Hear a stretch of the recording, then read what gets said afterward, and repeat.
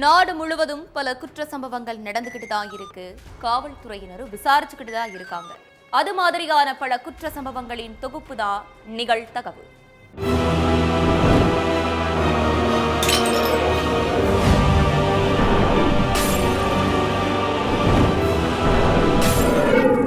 நிகழ்தகவு. குளிப்பதற்கு வெந்நீர் சுட வைக்க சொல்லிவிட்டு வீட்டிற்குள் சென்ற மகன், தந்தை கண்ணெதிரிலேயே மகனை கண்டந்துண்டமாக வெட்டிய கொடூர கும்பல். முகத்தில் மாஸ்க், கையில் கத்தியுடன் பைக்கில் பாய்ந்து வந்தவர்கள் யார்? கொடூர கொலைக்கு பின்னணியில் உள்ள காரணம் என்ன? கொலையாளிகள் சிக்கினார்களா?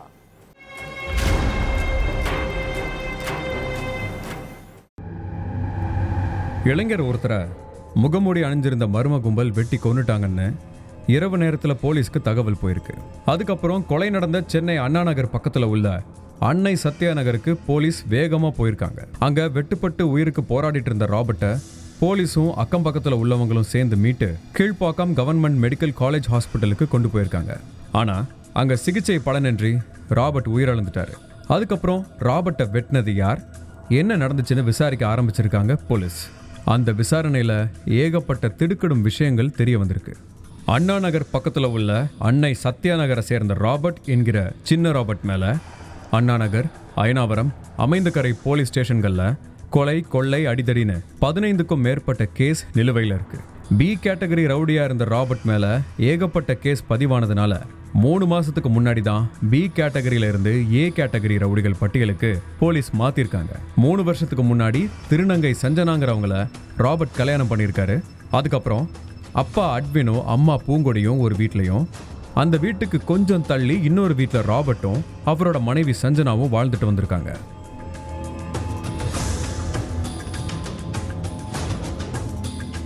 கொல்லப்பட்ட ராபர்ட் அப்புறம் அயனாவரத்தை சேர்ந்த மூட்டை ஹரீஷ், லோகு இவங்க எல்லாம் நண்பர்களாக தான் இருந்திருக்காங்க.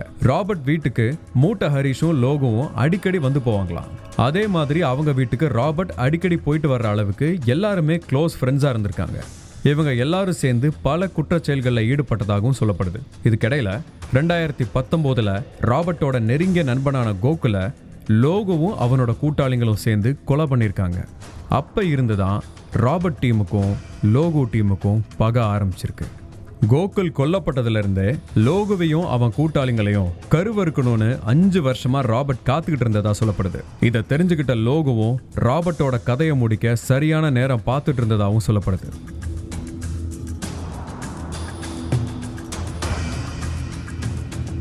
இதுக்கிடையில கடந்த டிசம்பர் மாதம் ராபர்ட்டையும் அவனோட மனைவி சஞ்சனாவையும் கஞ்சா கேஸ்ல பிடிச்சிட்டு போன போலீஸ் 2 பேரையும் ஜெயிலில் அடைச்சிட்டாங்க. 20 நாளைக்கு முன்னாடி தான் 2 பேருமே ஜெயிலில் இருந்து வெளியே வந்திருக்காங்க. ராபர்ட் ஜெயிலுக்குள்ள இருந்தப்ப ராபர்ட்டோட ஃப்ரெண்டு ஆதித்யாவுக்கும் மூட்டை ஹரீஷுக்கும் இடையில பிரச்சனை ஏற்பட்டதாகவும், அதன் காரணமா மூட்டை ஹரீஷோட வீட்டை ஆதித்யா தீ வச்சு கொளுத்திட்டதாகவும் சொல்லப்படுது. ஆனா ராபர்ட் சொல்லி தான் ஆதித்யா தன்னோட வீட்டை கொளுத்துனதா நினைச்ச மூட்டை ஹரீஷ் ஜெயில இருந்து ராபர்ட் வெளியே வந்ததுல இருந்தே அவன் கூட தகராறு பண்ணிட்டே இருந்திருக்கான். நான் சொல்லி ஆதித்யா உன் வீட்டை கொளுத்தல, நானே ஜெயில இருந்தேன், எனக்கு அதை பத்தி எதுவுமே தெரியாதுன்னு மூட்டை ஹரீஷ் கிட்ட பல முறை சொல்லியிருக்கான் ராபர்ட். ஆனா அதை நம்பாத மூட்டை ஹரீஷ் ராபர்ட் மேல கடுங்கோபத்தில் இருந்திருக்கான். தன்னோட வீட்டை ஆதித்யா எரிச்சதுக்கு காரணம் ராபர்ட் தான் நினைச்ச மூட்டை ஹரீஷும் ராபர்ட் தன்னை போட்டு தள்ளுறதுக்கு முன்னாடி நாம முந்திக்கணும்னு நினைச்ச லோகுவும் கூட்டு சேர்ந்து ராபர்ட்டையும் ஆதித்யாவையும் கொலை பண்றதுக்கு திட்டம் போட்டிருக்காங்க. புதன்கிழமை சாயங்காலம் லோகு, மூட்டை ஹரீஷ் உட்பட 6 பேர் கொண்ட கும்பல் முதல்ல நேரா அயனாவரத்துல உள்ள ஆதித்யா வீட்டுக்கு போயிருக்காங்க. அப்போ வீட்டுல இருந்த ஆதித்யாவோட அம்மா ரேவதி கிட்ட உன் மகன் எங்கன்னு மிரட்டி இருக்காங்க.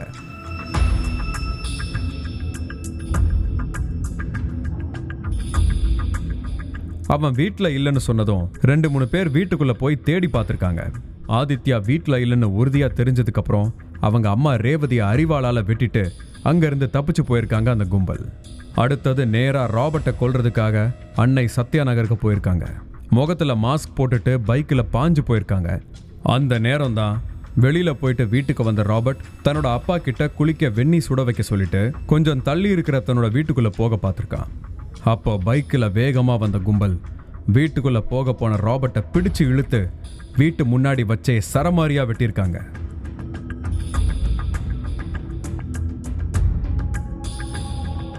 அந்த நேரம் பார்த்து மனைவி சஞ்சனாவும் வீட்டில் இல்லை. முகமூடிலாம் போட்டுட்டு ஒரு கும்பல் வேகமாக போகிறத பார்த்து சந்தேகப்பட்ட ராபர்ட்டோட அப்பா எட்வினும் அந்த பைக் பின்னாடியே வேகமாக ஓடி போயிருக்காரு. கண்ணை மூடி திறக்கிறதுக்குள்ள அந்த கும்பல் ராபர்ட்டை கண்மூடித்தனமாக வெட்டிட்டு தப்பிச்சு போயிட்டாங்க. கொலைகார கும்பல் வெட்டின வெட்டில் ராபர்ட்டோட மூளையே வெளியே வந்துட்டதா சொல்லப்படுது. வெட்டுப்பட்டு துடிச்சிட்டு இருந்த ராபர்ட்டை ஹாஸ்பிட்டலுக்கு கூட்டிட்டு போயும் அங்கே சிகிச்சை பலனளிக்காம ராபர்ட் உயிர் பிரிஞ்சிருக்கு. ராபர்ட் வெட்டி கொண்ட கும்பலை பிடிக்க 8 தனிப்படைகள் அமைக்கப்பட்டிருக்கு. இதுக்கு நடுவில் ராபர்ட்டை கண்டந்துண்டமாக வெட்டிட்டு தப்பிச்சு போன கும்பல் அதுக்கப்புறம் ஒரு வீட்டில் வச்சு ராபர்ட்டோட மரணத்தை கொண்டாடி இருக்காங்க. அப்போ கொலை பண்ண எல்லாரும் சேர்ந்து எடுத்துக்கிட்ட ஃபோட்டோவை இன்ஸ்டாகிராமில் ஷேர் பண்ணியிருக்காங்க. அந்த ஃபோட்டோ அடிப்படையில் அவங்கள பிடிக்கிற பணியில் முழு வீச்சில் களமிறங்கியிருக்காங்க காவல்துறையினர். தோழியின் தோளில் சாய்ந்தவாறு காவல் நிலையத்திற்கு சென்ற இளம்பெண்.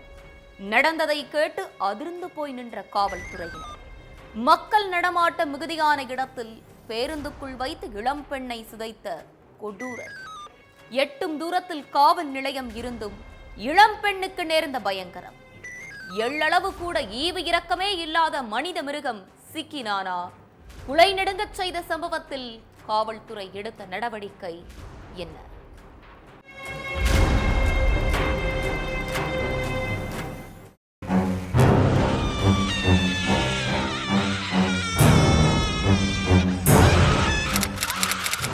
புதன்கிழமை காலையில் 7 மணி இருக்கும். போலீஸ் ஸ்டேஷனுக்கு 2 இளம் பெண்கள் போயிருக்காங்க. அதில் ஒரு பொண்ணு பார்க்க நார்மலாக இருந்தாலும் இன்னொரு பொண்ணு கிறுகிறுத்த நிலையில் உடம்புல அங்கங்கே காயத்தோட இருந்திருக்காங்க. அவங்கள பார்த்த போலீஸ்காரங்க என்னமாச்சு, வண்டியில இருந்து கீழே விழுந்துட்டீங்களான்னு பதட்டத்தோட கேட்டிருக்காங்க. போலீஸ்காரங்க கேட்டதுக்கு பதிலே சொல்லாமல் அமைதியாக இருந்திருக்காங்க அந்த இளம் பெண். அப்போ கூட இருந்த இன்னொரு பொண்ணு தான் என்ன நடந்துச்சுன்னு நான் சொல்கிறேன் சார்னு போலீஸ்கிட்ட சொல்லியிருக்காங்க.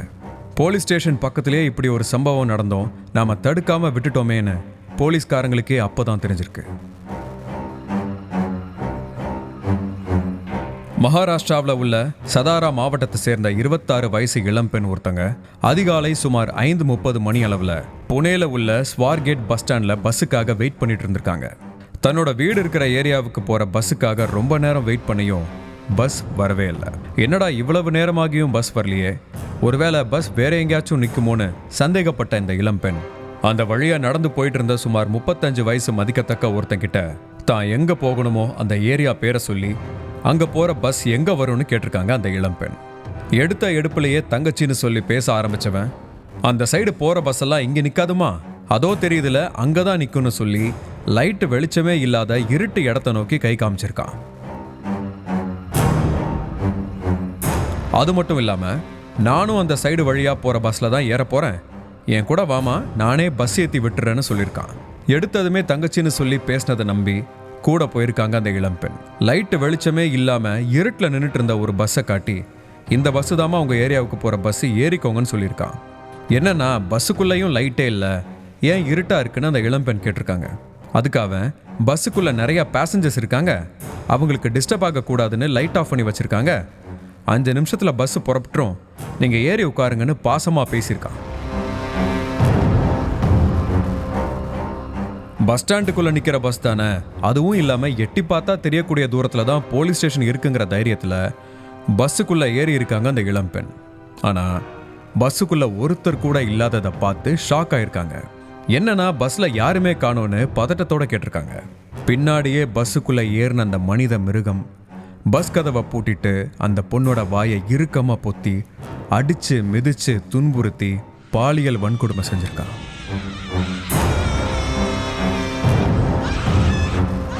தன்னால முடிஞ்ச அளவு போராடியும் அந்த பெண்ணால எதுவுமே பண்ண முடியாம போயிருக்கு. தன்னோட பாலியல் இச்சைக்கு தீனி போட்டதுக்கு அப்புறம் அமைதியா பஸ் ஏறி வீட்டுக்கு போயிடணும், யார்கிட்டையாவது இதை பத்தி மூச்சு விட்டா மூச்சை நிறுத்திடுவேன்னு சொல்லி தெனாவட்டா மிரட்டிட்டு பஸ்ல இருந்து இறங்கி தப்பிச்சு போயிருக்கான் அந்த ஈவு இறக்கமே இல்லாத ராட்சசன். கொஞ்ச நேரத்துக்கு எந்திரிக்க கூட முடியாம நில குலைஞ்சு போயிருந்த இளம்பெண் அதுக்கப்புறம் மெல்ல மெல்ல எந்திரிச்சு தன்னோட ஏரியாவுக்கு போற இன்னொரு பஸ்ல ஏறி உட்கார்ந்துருக்காங்க. அந்த பஸ்ல தன்னோட தோழியும் பயணம் செய்யறத பார்த்த அந்த இளம்பெண் தோழி கிட்ட போய் கதறி அழுதுருக்காங்க. ஏன் அழுகிற, என்னாச்சுன்னு தோழி கேட்டப்பதான் தனக்கு நேர்ந்த கொடூரத்தை தோழி கிட்ட சொல்லியிருக்காங்க. அதுக்கப்புறம் அந்த தோழி தான் உடனே போலீஸ்ல கம்ப்ளைண்ட் கொடுக்கணும்னு பாதிக்கப்பட்ட பெண்ணுக்கு தைரியம் சொல்லி அவங்கள போலீஸ் ஸ்டேஷனுக்கும் கூட்டிட்டு போயிருக்காங்க. இளம் பெண்ணுக்கிட்ட இருந்து புகார் கடிதத்தை வாங்கின போலீஸ் நேரா ஸ்வார்கேட் பஸ் ஸ்டாண்டுக்கு வந்து அங்க உள்ள எல்லா சிசிடிவி கேமராக்களையும் ஆய்வு பண்ணாங்க.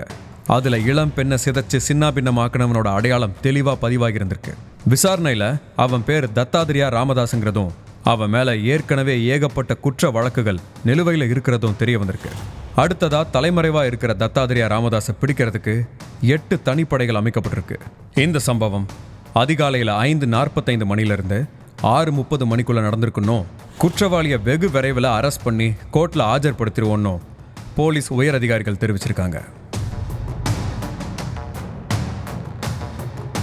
இதுல இன்னொரு குறிப்பிடத்தக்க விஷயம் என்னன்னா, சம்பவம் நடந்த இடத்துல இருந்து வெறும் 100 மீட்டர் தூரத்துல தான் போலீஸ் ஸ்டேஷன் இருந்திருக்கு. எட்டி பார்த்தா தெரிகிற தூரத்துல போலீஸ் ஸ்டேஷன் இருந்தும் பேருந்துக்குள்ள வச்ச இளம் பெண்ணை ஒருத்தன் பாலியல் வன்கொடுமை செஞ்ச சம்பவம் பெரும் விமர்சனத்துக்கு உள்ளாயிருக்கு. 12 வருஷத்துக்கு முன்னாடி 2012 தலைநகர் டெல்லியில் இதே மாதிரி தான் ஓடுற பஸ்ல வச்சு 23 வயசு இளம் பெண்ணை ஒரு கும்பல் நாசம் செஞ்சுச்சு. நிர்பயா சம்பவம்னு குறிப்பிடப்படுற அந்த சம்பவத்தோட தாக்கமே நாட்டு மக்கள் மனசுல ஆறாத வடுவா இருக்கு. இப்போ அதே மாதிரி பஸ்ல வச்சு ஒரு இளம் பெண் பாலியல் வன்கொடுமைக்கு ஆளாக்கப்பட்டிருக்கிறது மக்களை கொந்தளிக்க வச்சிருக்கு. அதுவும் 24 மணி நேரமும் மக்கள் நடமாட்டம் அதிகமா இருக்கிற ஸ்வார்கேட் பஸ் ஸ்டாண்ட்ல வச்சு இப்படிப்பட்ட கொடூரம் நடந்திருக்கு. மகாராஷ்டிரா மாநில சாலை போக்குவரத்து கழகத்தால் நடத்தப்படுற மிகப்பெரிய பஸ் ஸ்டாண்ட்ல இதுவும் முக்கியமான ஒண்ணு. போதாத குறைக்கு பக்கத்திலேயே போலீஸ் ஸ்டேஷன் வேற இருக்கு.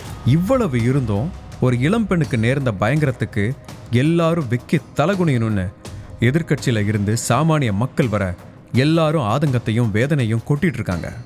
ஒரு பொண்ணோட வாழ்க்கையை சீரழிச்சிட்டு தலைமறைவா இருக்கிற கொடூரனை பிடிச்சு அவனுக்கு மிக மிக கடுமையான தண்டனை கொடுக்கணுங்கிறது தான் ஒட்டுமொத்த மக்களோட ஒரே கோரிக்கையா இருக்கு.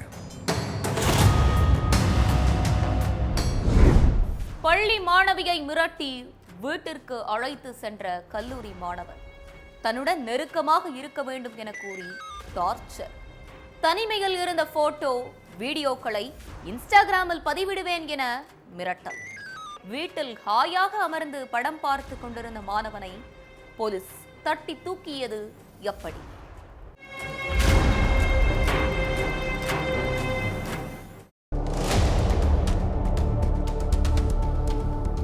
அரசு பள்ளியில +1 படிச்சிட்டு இருக்கிற 16 வயசு சிறுமி ஸ்கூலுக்கு போகாம படுத்துட்டே இருந்திருக்காங்க.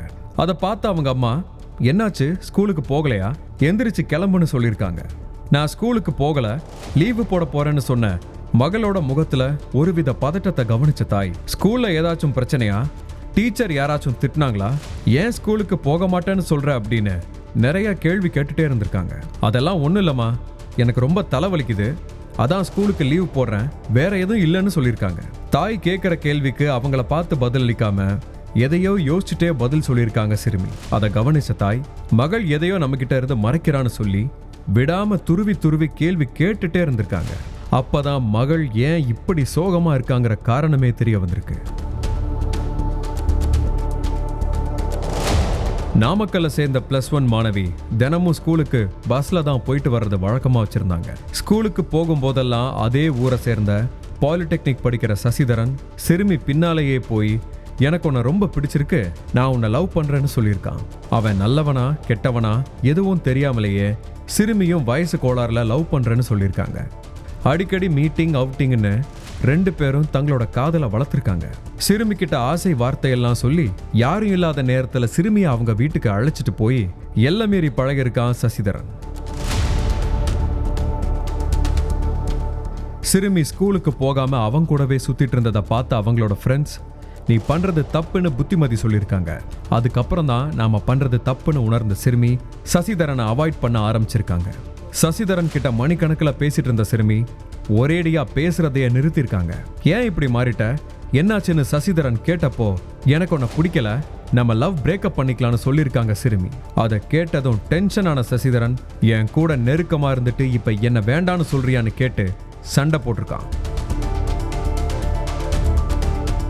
அதோட சிறுமி ஸ்கூலுக்கு போகும்போதும் வரும்போதெல்லாம் டார்ச்சர் பண்ணியிருக்கான். சிறுமி அவனை கொஞ்சம் கூட கண்டுக்காம அவங்க வேலையை பார்த்துட்டு போயிருக்காங்க.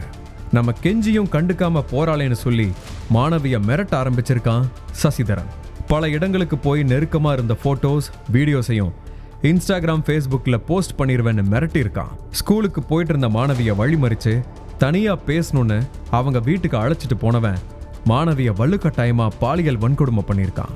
என்ன பண்றது யார்கிட்ட சொல்றதுன்னு தெரியாம முழிச்சிட்டு இருந்த மாணவி அவங்க அம்மா கேட்டதும் எல்லாத்தையும் சொல்லியிருக்காங்க. அடுத்து மகள் சொன்னதை வச்சு நாமக்கல் அனைத்து மகளிர் காவல் நிலையத்துல சசிதரன் மேல புகார் அளிச்சிருக்காங்க தாய். மாணவியோட தாய் கொடுத்த புகாரை வச்சு FIR பதிவு பண்ண போலீஸ் சிறுமியை சீரழிச்சிட்டு வீட்டில் ஹாயா படுத்துக்கிட்டு படம் பார்த்துட்டு இருந்த சசிதரனை காவலர்கள் அலேகா ஸ்டேஷனுக்கு தூக்கிட்டு போய் அவங்க பாணியில விசாரிச்சிருக்காங்க. வாங்கின அடியில ஆமா சார் மாணவியை நான் தான் சீரழிச்சேன்னு ஒத்துக்கிட்ட சசிதரனை போக்சோல கைது பண்ணி சிறையில் அடைச்சிட்டாங்க.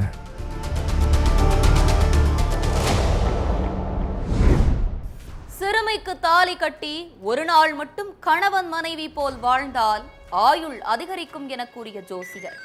அப்படி செய்யாவிட்டால் தனது கணவர் அல்பாயுசில் போய்விடுவாரே என நினைத்து வருத்தப்பட்ட மனைவி. தெருவில் விளையாடி கொண்டிருந்த 14 வயது சிறுமியை நைசாக தங்களது வீட்டுக்கு அழைத்து சென்று இரவோடு இரவாக நாசமாக்கிய தம்பதி. 4 ஆண்டுகளுக்கு பிறகு நீதிமன்றம் வழங்கிய தீர்ப்பு எப்படிப்பட்டது? தம்பதிக்கு வழங்கப்பட்டுள்ள தண்டனை விவரங்கள் என்ன?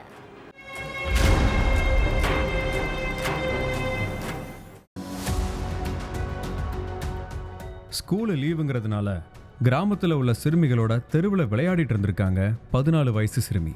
கருகருன்னு இருட்டினதும் விளையாட்டை முடிச்சுட்டு எல்லா சிறுமிகளுமே தங்களோட வீட்டுக்கு போயிட்டாங்க. ஆனா 14 வயசு சிறுமி மட்டும் வீட்டுக்கு போகல. விளையாட போன மகளை இன்னும் காணோமேன்னு பதறின தாயும் தகப்பனும் பக்கத்து வீடு மேலத்தெரு கீழத்தெருன்னு ஒரு இடம் கூட விடாம ஊர் முழுக்க தேடி இருக்காங்க. பக்கத்துல உள்ள காடு கரையில உள்ள கிணத்து பக்கம் கூட போய் பார்த்திருக்காங்க. அப்படியும் சிறுமி கிடைக்கல. நடுராத்திரி ஆகி போச்சு. இதுக்கு மேலேயும் அமைதியா இருக்கிறதுல புண்ணியம் இல்லைன்னு போலீஸ் ஸ்டேஷன்ல புகார் கொடுத்திருக்காங்க. அடுத்து கிராமத்துல காவலர்களும் முகாமிட்டு சிறுமியை தேடும் பணியில இறங்கியிருக்காங்க. இதுக்கு மத்தியில அதிகாலையில சேவல் கூவற நேரத்துல சிறுமி தெரு வழியா நடந்து வந்திருக்காங்க. அதை பார்த்த ஊர் மக்கள் உன் பொண்ணு வந்துட்டா நீ வருத்தப்படாதுன்னு சந்தோஷமா சிறுமியோட அம்மா கிட்ட சொல்லியிருக்காங்க. ஆனா என்னதான் பொண்ணு பத்திரமா வந்தாலும் நடக்கக்கூடாத விஷயம் நடந்திருக்குங்கிறது ஊர் மக்களுக்கும் தெரியல, சிறுமியோட தாய் தகப்பனுக்கும் தெரியல. முகம் சோர்ந்து நடக்க முடியாம நடந்து வந்த சிறுமிய எங்க போன, வீட்டுல அம்மா கிட்ட சொல்ல மாட்டியா, நைட்டு முழுக்க தனியா வெளியே போற அளவுக்கு நீ வளர்ந்துட்டியான்னு சிறுமி கிட்ட ஆளாளுக்கு கேள்வியா கேட்டுட்டு இருந்திருக்காங்க. அப்ப சும்மா கத்தாதீங்கம்மா, சுத்தி நின்னு கேள்விக்கு மேல கேள்வி கேட்டா சிறுமி எப்படி பதில் சொல்லுவாங்க, நாங்க விசாரிச்சுக்கிறோம், எங்களோட வேலையை நீங்க பார்க்காதீங்கன்னு காவலர்கள் கத்துனதும் ஒட்டுமொத்த மக்களும் கப்சிப்புன்னு வாய மூடியிருக்காங்க. அடுத்து சிறுமி கிட்ட அமைதியா விசாரணை நடத்திருக்காங்க போலீஸ். அப்போ திண்டுக்கல் பழைய வத்தலகுண்டு ரைஸ் மில் தெருவில் உள்ள அழகுராஜா அவங்க வீட்டுக்கு தன்னை பைக்ல கூப்பிட்டுட்டு போனதாகவும் கதவை அடைச்சு போட்டுட்டு விடிய விடிய தங்கிட்ட தவறா நடந்துகிட்டதாகவும் நைட்டு நடந்த விஷயத்த வெளியே சொன்னா கொன்னுருவேன்னு மிரட்டி அனுப்பியதாகவும் சொல்லி விம்மி விம்மி அழுதுருக்காங்க சிறுமி. அதை கேட்டு கொந்தளிச்ச ஊர் மக்கள் அழகுராஜா வீட்டுக்கு கட்ட கம்பு அருவா கத்தியோட ஆக்ரோஷமா போயிருக்காங்க. ஆனா அதுக்கு முன்னால வண்டியை வேகமா முறுக்கின போலீஸ் அழகுராஜாவையும் அவனோட மனைவி ராமலட்சுமியையும் விசாரணைக்காக போலீஸ் ஸ்டேஷனுக்கு அழைச்சிட்டு போயிட்டாங்க. அடுத்து நடத்தின விசாரணையில கணவனும் மனைவியும் சொன்ன விஷயம் குண்டை தூக்கி போடுற மாதிரி இருந்திருக்கு. கூலி தொழிலாளி அழகுராஜாவுக்கும் அவனோட மனைவி ராமலட்சுமிக்கும் ஜோசியத்துல அப்படி ஒரு நம்பிக்கை. ஜோசியர் ஒன்னு சொன்னா போதும் கண்மூடித்தனமா நம்பினதோட பரிகாரத்தையும் ஃபாலோ பண்ணியிருக்காங்க. அப்படித்தான் ஒரு நாள் ஜோசியம் பார்க்க போயிருக்காங்க தம்பதி. அழகுராஜாவோட கை ரேகையை கண்ணால ஸ்கேன் பண்ண ஜோசியர், உனக்கு ஆயுள் ரொம்ப கம்மிப்பா, நீ வாங்கி வந்த வரம் அப்படி, உன் ஆயுள் விருத்தி அடைய கடைசியா ஒரே ஒரு வழிதான் இருக்கு, அதை விட்டா வேற ஆப்ஷனே இல்லைன்னு சொல்லியிருக்காரு. அது என்ன ஜோசியரே, தயவு செஞ்சு சொல்லுங்க, எதுவா இருந்தாலும் செய்யறேன்னு அழகுராஜா சொல்லியிருக்கான். அதே மாதிரி ராமலட்சுமியும் என் கணவர் நீண்ட ஆயுளோட இருக்கணும், அதுக்காக என்ன வேணாலும் செய்யறேன்னு சொல்லியிருக்காங்க. அப்போ ஒரு சிறுமிக்கு பேருக்கு தாலி கட்டி அந்த சிறுமி கூட கணவன் மனைவி போல ஒரு நாள் நைட்டு முழுக்க வாழ்ந்துட்டா ஓ ஆயுள் கெட்டின்னு சொல்லியிருக்காரு ஜோசியர்.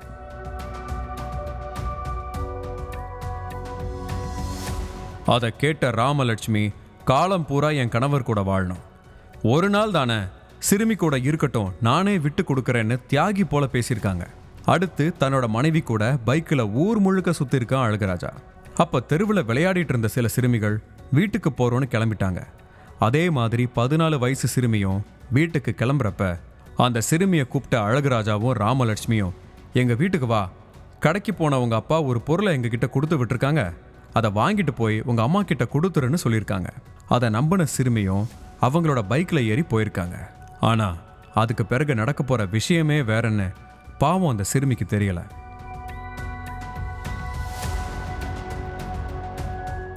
எங்க அப்பா என்ன வாங்கி கொடுத்துருக்காங்கன்னு கேட்டுட்டே வீட்டுக்குள்ள போன சிறுமியையும் அழகுராஜாவையும் உள்ள வச்சு பூட்டி வெளிப்பக்கமா தாப்பாள் போட்டிருக்காங்க ராமலட்சுமி. அப்போ சட்டப்பையில இருந்த மஞ்ச கயிறை சிறுமியோட கழுத்துல கட்டின அழகுராஜா வாயை பொத்தி பாலியல் அத்துமீறல ஈடுபட்டிருக்கான். கத்தக்கூட முடியாத சிறுமி சத்தமே இல்லாம கண்ணீர் வடிச்சிருக்காங்க. விடிய விடிய கேடுகட்ட வேலை செஞ்ச அழகுராஜா விடிஞ்சதும் மஞ்ச கயிறை அறுத்து போட்டுட்டு சிறுமி அனுப்பியிருக்கான். அதுக்கு முன்னால இங்க நடந்த எந்த விஷயத்தையாவது வெளியே சொன்னா உன்னையும் கொன்னுருவோம், உன் அப்பா அம்மாவையும் கொன்னுருவோன்னு அழகுராஜா ராமலட்சுமி 2 பேரும் சேர்ந்து மிரட்டியிருக்காங்க. அதுக்கு பிறகுதான் தெரு வழியா நடந்து வந்திருக்காங்க சிறுமி. இந்த சம்பவம் 2021 நடந்திருக்கு. தேனி போக்சோ சிறப்பு நீதிமன்றத்துல இந்த வழக்குல 4 வருஷத்துக்கு அப்புறம் தீர்ப்பு வந்திருக்கு. சிறுமியை கடத்திட்டு போய் மிருகத்தனமா நடந்துகிட்ட கணவனுக்கும், சிறுமி வாழ்க்கையை நாசமாக்கி தன்னோட கணவன் ஆயுள கூட்டணும்னு நினைச்ச மனைவிக்கும் தலா 20 ஆண்டுகள் சிறை தண்டனை விதிச்சு நீதிபதி உத்தரவிட்டிருக்காரு. பெற்ற மகள்களை இளைஞர்களுக்கு இரையாக்க முயன்ற கொடூர தாய், கணவருக்கு பாலில் தூக்க மாத்திரையை கலந்து கொடுத்து குரூர புத்தி, சிறுமிகளை ரூமுக்குள் அழைத்து சென்று பாலியல் தொல்லை கொடுத்த பிசாசுகள், தாயின் பணத்தாசையால் தினமும் நரக வேதனையை அனுபவித்த மகள்கள். கொடூர தாயை போலீசார் கைது செய்தது எப்படி? நடந்தது என்ன?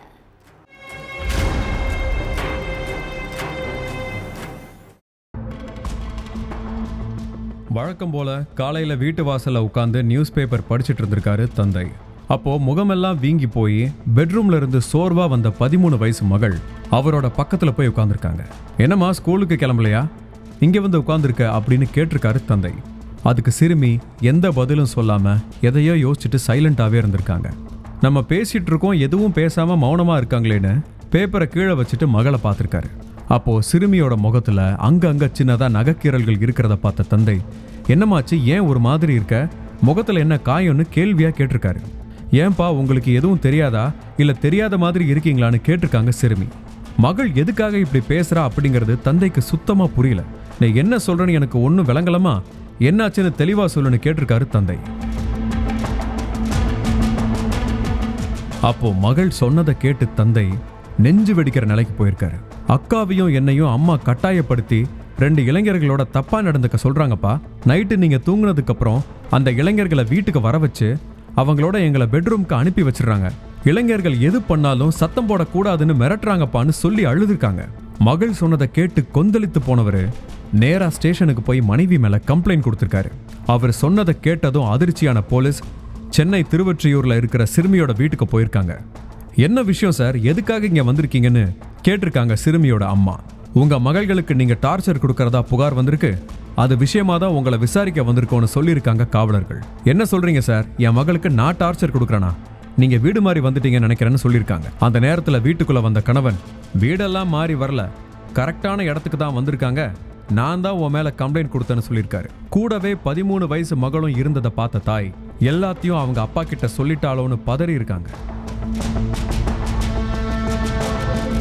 எதுக்காக என் மேல கம்ப்ளைண்ட் கொடுத்தீங்கன்னு பதட்டத்தோடவே கேட்டிருக்காங்க மனைவி. அப்போ மகள் சொன்னதை ஒண்ணு விடாம கேட்டு அவங்கள அடிக்க பாஞ்சிருக்காங்க.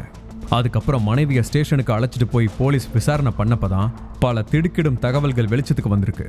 38 வயசான சிறுமியோட தாய் வாரம் வண்ணாரப்பேட்டையில நடக்கிற மத வழிபாடுல கலந்துருக்காங்க. அப்போ அவங்களுக்கு முகமது ரஃபீக், அப்துல் கலாம்னு 2 பேர் அங்க பழக்கமா இருக்காங்க. முதல்ல தம்பி மாதிரி பழக ஆரம்பிச்ச 2 இளைஞர்களும் நாளடைவுல அந்த பெண் கூட எல்லை மீறி பழகிருக்காங்க. தினமும் வீட்டுக்கு வந்துட்டு போறதுமாவும் இருந்திருக்காங்க அந்த இளைஞர்கள். அதை பார்த்து பெண்ணோட கணவர் எதுக்காக இவங்க அடிக்கடி வீட்டுக்கு வர்றாங்க, வீட்டுல 2 வயசு பொண்ணுங்க இருக்காங்க, அக்கம் பக்கத்துல என்ன நினைப்பாங்கன்னு சொல்லி சத்தம் போட்டிருக்காரு. ஆனா அந்த பெண்ணுக்கு 2 மகள்கள் இருக்கிறத தெரிஞ்சுக்கிட்ட அப்புறம் தான் இளைஞர்கள் அடிக்கடி வீட்டுக்கு வரவே ஆரம்பிச்சிருக்காங்க. குடும்ப கஷ்டத்துல இருந்த பெண்ணுக்கு கேட்கறப்பெல்லாம் 2 பேரும் காசு கொடுத்துருக்காங்க. அழகான 2 மகள்களை வச்சுட்டு நீ ஏன் கஷ்டப்படுற, நாங்க உனக்கு பணம் கொடுக்குறோம், உன்னோட மகள்களை எங்க கூட இருக்க சொல்லுன்னு அந்த இளைஞர்கள் சொல்லியிருக்காங்க. அப்படி சொன்னதும் அவனுங்களை கண்டிக்காம மகள்களை கட்டாயப்படுத்தி இளைஞர்களோட பாலியல் ரீதியா ஈடுபட சொல்லி டார்ச்சர் பண்ணியிருக்காங்க அந்த தாய். இந்த விஷயம் கணவருக்கு தெரியாம பார்த்துக்கணும் அப்படிங்கிறதுக்காக இரவு நேரத்தில் அவருக்கு பால்ல தூக்க மாத்திரை கலந்து கொடுத்து மகள்களை அசிங்க வேலையில ஈடுபடுத்தியிருக்காங்க. இந்த அத்தனை உண்மைகளும் போலீஸ் விசாரணையில் அம்பலமாயிருக்கு. அடுத்து சிறுமிகளோட தந்தை கொடுத்த புகாரை வச்சு தாயையும் சிறுமிகளுக்கு பாலியல் தொல்லை கொடுத்த முகமது ரஃபீக், அப்துல் கலாம்னு 3 பேர் மேலையும் போக்சோ வழக்கு பதிவு பண்ணி சிறையில் அடைச்சிட்டாங்க போலீஸ். தள்ளாடும் போதையில் நள்ளிரவில் கதவை தட்டிய நாடக கலைஞர். வெளியே போ, காலையில் பேசலாம் என கெஞ்சிய ஐடி ஊழியரின் தாய். வீட்டை விட்டு போக மாட்டேன் என முரண்டு பிடித்த நாடக கலைஞர். ஆத்திரத்தில் மரக்கட்டையால் அடித்து கொன்று முதியவரின் சடலத்தை பாலத்தில் வீசிய ஐடி ஊழியர். ஐடி ஊழியரின் தாய்க்கும் முதியவருக்கும் என்ன சம்பந்தம்? முதியவரை ஐடி ஊழியர் அடித்து கொன்றது ஏன்? பின்னணி என்ன?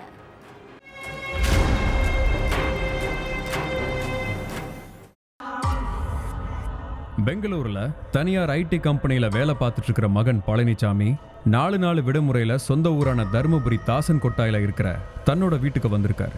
நடுராத்திரி தாய் காமாட்சியும் மகன் பழனிசாமியும் அசந்து தூங்கிட்டு இருந்திருக்காங்க. அப்போ திடீர்னு கதவை டம் டம்னு தட்டுற சத்தம் கேட்டிருக்கு.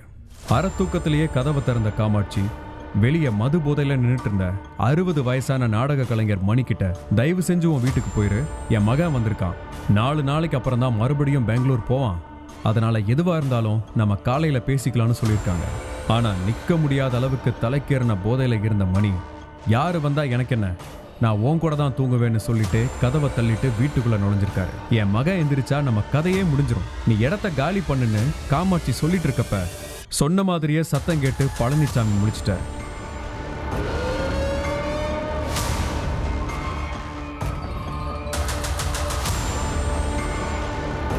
பக்கத்து ஊர்க்காரர் தான் மணி. ஏற்கனவே பழனிசாமிக்கு அவர் தெரியும். அதனால இவன் ஏன் நம்ம வீட்டுக்கு வந்திருக்கான்னு அம்மா கிட்ட கேட்டிருக்காரு. அப்போ போதையில வந்துட்டாரு, இதோ அனுப்பிடுறேன்னு காமாட்சி சொன்னப்ப, இது ஏன் வீடு, நான் தினமும் காமாட்சியோட தான் தூங்கிட்டு இருக்கேன், நீ யாருடா என்ன வெளியே போக சொல்லன்னு துள்ளி இருக்காரு மணி. வயசான ஆள்னு அமைதியா இருக்கேன், மரியாதையா ஓடி போயிருங்கன்னு பழனிசாமி சொல்லியும் மணி காதலையே வாங்கல. அதனால கடுப்பான பழனிசாமி அடுப்படியில கிடந்த மரக்கட்டையை எடுத்து வந்து மணி தலையில ஓங்கி அடிக்கவே அடுத்த நொடியே சுருண்டு விழுந்து உயிரிழந்துட்டாரு மணி. என்னடா யோசிக்காம அடிச்சிட்ட, இப்ப செத்து போயிட்டாருன்னு பதர்ன காமாட்சி உடனே பைக்கை எடு, சடலத்தை எங்கேயாவது வீசிட்டு வந்துடலான்னு கூப்பிட்டுருக்காங்க. ஊரை விட்டு கொஞ்சம் தள்ளி இருக்கிற பாலம் பக்கத்துல மணியோட சடலத்தை போட்டுட்டு தாயும் மகனும் எஸ்கேப் ஆயிட்டாங்க. அந்த வழியா போன மக்கள் அடிபட்டு ஒரு முதியவர் பாலத்துல கிடக்கிறதா தொப்பூர் போலீஸ்க்கு தகவல் கொடுத்திருக்காங்க.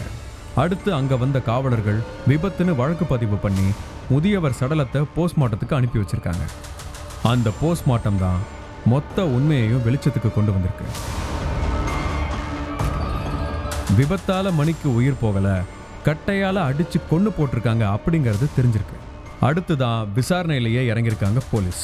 அப்போ மணிக்கும் காமாட்சிக்கும் இல்லீகல் ரிலேஷன்ஷிப் இருந்ததாகவும், அதனால அந்த அம்மா கிட்ட விசாரணை பண்ணுனா ஏதாவது க்ளூ கிடைக்க வாய்ப்பு இருக்குன்னு ஊர் மக்கள் சொல்லியிருக்காங்க. அடுத்து காமாட்சியோட வீட்டுக்கு போயிருக்காங்க காவலர்கள். அப்போ போலீஸை பார்த்ததுமே காமாட்சிக்கு படபடன்னு கைகால் நடுங்கிருக்கு, கூடவே வேர்த்து கொட்டியிருக்கு. அதனால விசாரணை நடத்தின காவலர்களுக்கும் உண்மையை கண்டுபிடிக்க ரொம்ப நேரம் எடுக்கல. ஆமா சார், எனக்கும் அவருக்கும் தகாத உறவு இருந்தது உண்மைதான், அதனால தான் என் வீட்டுக்கு நடுராத்திரி மணி வந்தாரு, என் மகன் தான் மணியை அடிச்சு கொன்னா, நானும் அவனும் போய் தான் சடலத்தை பாலத்துல வீசணும்னு மொத்த உண்மையையும் கக்கிட்டாங்க காமாட்சி. இப்போ தாயும் மகனும் சேர்ந்தே கம்பியும் எண்ணிட்டு இருக்காங்க. கணவர் மீது திண்ணறை ஊற்றி தீ வைத்து கொளுத்திய மனைவி, அவள்தான் காரணம், அவளை மட்டும் விட்டுவிட வேண்டாம் என அலறி துடித்தபடி கணவன் இறுதி நிமிட பரபரப்பு வீடியோ.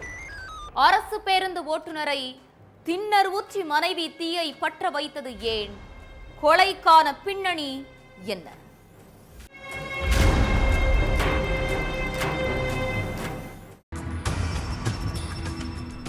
உடம்பு முழுக்க தீயில கருகி வலியால துடிச்சிட்டு இருந்த அரசு பேருந்து டிரைவர் முரளிய அவரோட மனைவி விமலா ராணியும் அக்கம் பக்கத்துல உள்ளவங்களும் பதறி அடிச்சு பக்கத்துல உள்ள ஒரு ஹாஸ்பிட்டலுக்கு அழைச்சிட்டு வந்திருக்காங்க. அங்க முதலுதவி சிகிச்சை மட்டும் கொடுத்த டாக்டர்கள் அடுத்து மேல் சிகிச்சைக்காக கோவை அரசு மருத்துவமனைக்கு அனுப்பி வச்சிருக்காங்க. ஆனா ஹாஸ்பிட்டலுக்கு போற வழியிலேயே முரளியோட உயிர் போயிருச்சு. இதுல ட்விஸ்ட் என்னன்னா, பதறி அடிச்சு ஓடி வந்த மனைவிதான் கருப்பு ஆடுங்கிறத உயிர் போற சில நிமிஷத்துக்கு முன்னால முரளியே பரபரப்பு வாக்குமூலம் கொடுத்திருக்காரு. அதை வச்சு விமலா ராணி கிட்ட விசாரணை நடத்தியிருக்காங்க போலீஸ். அப்போ வழியில ஏதோ என்னோட கணவர் உளறி இருக்காரு சார், நானே எப்படி சார் என் கணவனை கொல்லுவேன்னு மழுப்பியிருக்காங்க விமலா ராணி. ஆனா போலீசாரோட கிடுக்குப்பிடி விசாரணையில மழுப்பல் வேலைக்கு ஆகல. நடந்த விஷயத்தை தானே சொல்லியிருக்காங்க விமலா ராணி. நீலகிரி பந்தலூர் அட்டியில வசிச்சிட்டு இருந்த முரளிக்கு 3 பெண் பிள்ளைகள். டியூட்டி முடிஞ்சு முரளி வீட்டுக்கு வந்தாலே விமலா ராணி தன்னோட செல்போனை மறைச்சு வச்சதா தெரியுது. நான் வர்றதுக்கு முன்னால செல்போனே கதின்னு இருக்கிற நீ, நான் வந்தா மட்டும் ஏன் செல்போனை மறைச்சு வைக்கிற? மொபைல் டேட்டாவை ஆஃப் பண்ற, யாராவது ஃபோன் பண்ணுனா வெளியில போய் பேசுறேன்னு மனைவி கிட்ட சண்டை போட்டிருக்காரு கணவன். என் சொந்தக்காரங்க கிட்ட தான் பேசுறேன், என் முன்னால ஊர் கதையெல்லாம் பேச வேண்டான்னு நீங்க கத்துவீங்கன்னு தான் வெளியே போய் ஃபோன் பேசுறேன்னு சொல்லியிருக்காங்க மனைவி. இந்த செல்போன் சண்டை தம்பதிக்குள்ள தினம் நடந்திருக்கு. அப்படிதான் சம்பவத்தன்னைக்கும் சண்டை போட்டிருக்காரு முரளி. நான் தான் யார்கிட்டையும் பேசலன்னு சொல்றேனே, அப்புறம் ஏன் டார்ச்சர் பண்றீங்கன்னு பதிலுக்கு கத்தியிருக்காங்க விமலா ராணி. அப்போ பஸ் ஸ்டாண்டு பக்கத்துல ஒரு ஃபர்னிச்சர் கடையில வேலை பார்க்குற ஒருத்தங்கிட்ட நீ தினமும் செல்போன்ல பேசுற, ஆனா என்கிட்ட மறைக்கிறேன்னு மல்லுக்கு நின்றுருக்காரு முரளி. இந்த வாக்குவாதம் ஒரு கட்டத்துல எல்லை மீறி போயிருக்கு. அப்போ பெயிண்ட்ல மிக்ஸ் பண்றதுக்காக வீட்டில் வச்சிருந்த திண்ணரை கணவன் மேல ஊத்துன விமலா ராணி அடுப்படியில போய் தீப்பெட்டியை எடுத்துட்டு வந்து தீயை பத்த வச்சு வீசியிருக்காங்க. அதுல முரளி மேல தீ குபுகுபுன்னு எரிஞ்சிருக்கு. வலி தாங்க முடியாம ஐயோ அம்மான்னு கத்துக்கிட்டே தரையில உருண்ட முரளியோட சத்தம் கேட்டு அக்கம் பக்கத்துல உள்ளவங்க ஓடி வந்திருக்காங்க. அப்போ என் கணவர் தீ குளிச்சிட்டாரேன்னு அழுது ஆக்டிங் போட்டிருக்காங்க விமலா ராணி. ஆனா அதுக்கு முன்னால வீட்டுல நடந்த எந்த விஷயமும் அக்கம் பக்கத்துல உள்ளவங்களுக்கு தெரியாது. என்னதான் தாங்க முடியாத வலியா இருந்தாலும் என் மனைவி தான் எல்லாத்துக்கும் காரணம்னு சாகிறதுக்கு கொஞ்ச நேரத்துக்கு முன்னாடி வாக்குமூலம் கொடுத்திருக்காரு முரளி. என்னோட மனைவி தான் நீ கொடுத்து விட்டா, என் பிள்ளைகளை மட்டும் என் மச்சாங்கிட்ட விட்டுருங்க, என் வீட்டில் விட்டுருங்க, அவளை விடாதீங்க. இந்த பஸ் ஸ்டாண்டுக்குள்ள இறக்கத்தில் அந்த ஃபர்னிச்சர் கடையில் தான் வந்து வேலை செய்கிறான். அந்த வாக்குமூலத்துல தான் விமலா ராணி தான் அக்யூஸ்டுங்கிறது தெரிய வந்துச்சு. அடுத்து விமலா ராணியை கைது செஞ்ச போலீசார் முரளி சொல்ற அந்த ஃபர்னிச்சர் கடை எது, அந்த கடையில வேலை பார்க்குற நபர் யாரு, அந்த நபர் கூட உண்மையிலேயே விமலா ராணிக்கு தகாத உறவு உள்ளதான்னு தொடர்ந்து விசாரணை நடத்திட்டு இருக்காங்க. ஒவ்வொரு குற்றங்களின் முடிவும் சட்டத்தின் கையில். விசாரணை தொடரும். பார்க்கலாம் அடுத்த நிகழ்தகவில்.